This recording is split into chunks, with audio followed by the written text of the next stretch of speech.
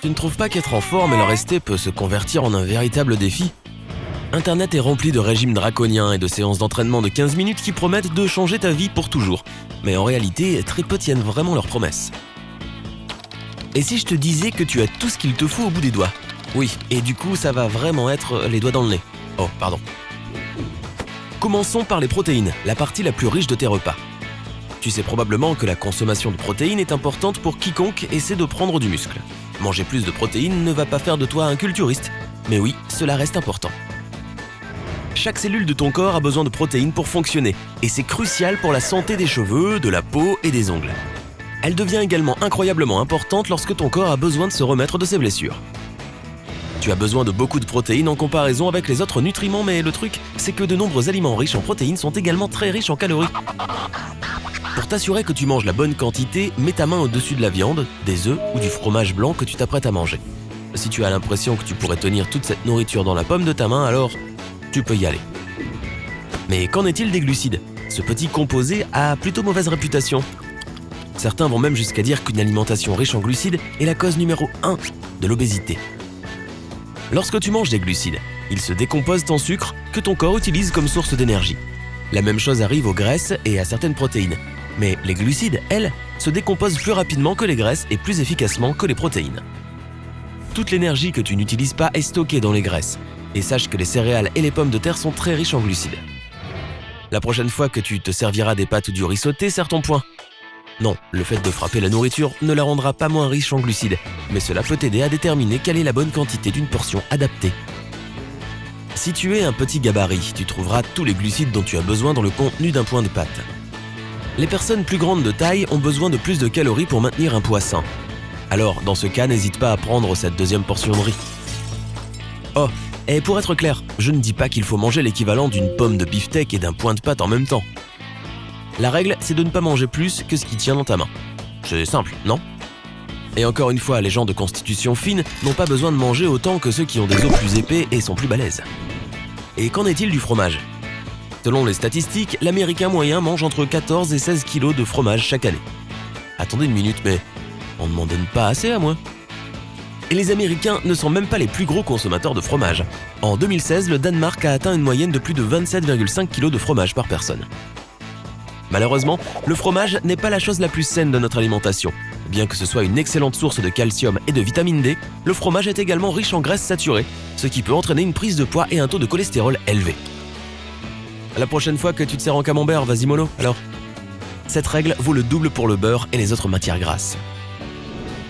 Le corps humain a besoin de manger un petit peu de graisse chaque jour. S'il est difficile de refuser quelques bonnes tranches de pain grillé beurré, le morceau de beurre ne doit jamais être plus gros que le bout de ton index. Et puisqu'on y est, tiens-toi aussi globalement à l'écart du popcorn et de quoi que ce soit qui a été frit dans de l'huile. La viande, les glucides et la graisse sont des choses que beaucoup d'entre nous consommons trop. Mais t'es-tu déjà jeté sur une caisse de myrtilles pour t'en mettre plein la panse ? Les fruits sont riches en vitamine C, qui aident le système immunitaire et présentent de nombreux autres avantages pour la santé. De nombreux fruits et légumes sont également riches en fibres, ce qui contribue à réduire le cholestérol et à améliorer la digestion. Que tu consommes des fruits frais ou surgelés, en tranches ou en dés, tu devrais en manger 1 ou 2 poignées par jour. La quantité de fruits que l'on doit consommer varie d'une personne à une autre, mais à moins que tu ne souffres d'hyperglycémie, plus tu en prends, mieux c'est. Attention cependant, il ne s'agit pas de se nourrir uniquement de fruits. La vitamine C peut aider ton corps à transformer les minéraux comme le fer, mais les fruits ne sont pas une excellente source de vitamine C. Les fruits et les légumes ne sont pas non plus une super source de zinc. C'est pourquoi il peut être judicieux d'ajouter des noix et des protéines maigres à tes salades.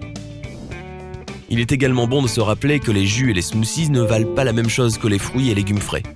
Bien sûr, ils contiennent beaucoup de vitamine C et d'autres antioxydants, mais ils contiennent beaucoup plus de sucre par portion. Et ce n'est pas seulement parce que certains fabricants ajoutent plus de sucre au mélange. Non, si tu as déjà essayé le jus d'orange fraîchement pressé, tu sais bien qu'il faut beaucoup de fruits pour en faire un verre plein. Une tasse de jus d'orange de 350 ml équivaut à environ 4 oranges et demie de taille moyenne. Cela signifie qu'il contient tout le sucre de 4 oranges et demie, alors essaye plutôt de te limiter à environ 150 ml de jus chaque jour, c'est déjà bien. Cela représente environ 90 ml de moins qu'un petit café pour faire la comparaison. Et en parlant de sucre, qu'en est-il des desserts ? Le sucre est un glucide, alors une fois de plus, tu vas devoir apprendre à te contrôler et à ne pas te jeter sur ce superbe gâteau au chocolat. Comme les desserts sont pleins de sucre, de graisse et d'autres choses moins saines, tu dois te limiter dans ta consommation. Alors tu connais le truc maintenant, serre ton poing, comme tu l'as fait avec le pain et les pâtes. Cependant, j'ai une mauvaise nouvelle. Contrairement aux céréales et aux pommes de terre, là, tu n'as droit qu'à un demi-point de dessert dans ton assiette. Concernant les autres sucreries, le chocolat, les bonbons, les confitures, tout cela est certes très savoureux, mais très riche en sucre. Même le beurre de cacahuète contient beaucoup plus de sucre que tu ne le penses. Même si un petit peu ne va pas te gâcher la vie, trop de sucre dans ton alimentation peut entraîner une prise de poids et plusieurs autres problèmes de santé. Ainsi, même si une barre de chocolat n'est pas aussi mauvaise pour toi que de manger une plaquette de beurre, cela reste délicat à manier. En règle générale, tu ne dois pas manger de sucreries qui dépassent la taille de ton pouce. Un simple petit chocolat Hershey's passe parfaitement, mais ne t'enfile pas tout le paquet. Je ne dis pas qu'il ne faut jamais faire des folies, mais trop manger est un excellent moyen de se sentir mal pour le reste de la journée. Tant que tu n'en fais pas une habitude, une barre de chocolat par-ci par-là ne va pas te gâcher la vie, hein. Mais il est certain que le contrôle des portions est un élément important pour rester mince, même si ce que tu manges est tout aussi important que la quantité. Par exemple, tu te souviens quand j'ai dit que tu avais besoin de beaucoup de protéines dans ton alimentation ? La viande rouge regorge de protéines, de fer et de magnésium dont ton corps a besoin pour rester fort et en bonne santé. Mais elle est également pleine de graisse, de cholestérol et d'autres éléments que tu préférerais limiter. C'est pourquoi tu pourrais essayer de remplacer la viande par des haricots. Ils fournissent autant de protéines qu'une portion de steak de la même taille, plus de 2 fois de nutriments et aucun cholestérol. Sans parler des vaches qui seront ravies de cette bonne nouvelle. Et que faire si ces petites portions te dépriment ? Si c'est le cas, grignote donc des amandes, c'est un excellent moyen de tromper ta faim. Au lieu du beurre, saupoudre quelques amandes dans ton popcorn pour le rendre plus fun. Au lieu d'un bagel à la confiture, coupe une pomme en tranches et tartine-la de beurre d'amande. Les amandes sont bourrées de graisses saines qui apaiseront ta faim sans obstruer tes artères ni alimenter tes poignées d'amour. Mais si tu ne peux pas résister à tes instincts de prédateur, voici quelques petites astuces pour toi.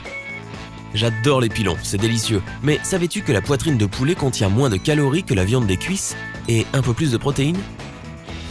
Et si tu hésites à passer à la dinde plutôt qu'au bœuf, voici quelque chose qui va t'en boucher un coin. Une livre de dinde, 0,45 kg, contient plus de protéines qu'une livre de bœuf et moins d'un tiers des calories. Alors, quelles sont tes habitudes alimentaires ? Fais-le moi savoir dans les commentaires ci-dessous. Si tu as appris quelque chose de nouveau aujourd'hui, alors donne un j'aime à cette vidéo et partage-la avec un ami. Et voici d'autres vidéos que tu devrais apprécier. Il suffit de cliquer à gauche ou à droite et de rester du côté sympa de la vie.